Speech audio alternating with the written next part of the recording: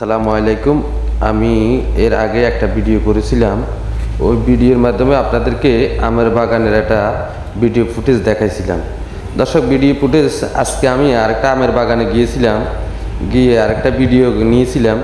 Video ফুটেজটা দেখলে আপনারা আসলে বুঝতে পারবেন এটা একটা আমের বাগান। এখানে প্রায় 1 থেকে 150 আমের চারা আছে। ওই আমের চারাগুলো হলো ছোট ছোট আমের চারাগুলোর মাধ্যমে দেখেন এত সুন্দর করে আম ধরে রয়েছে।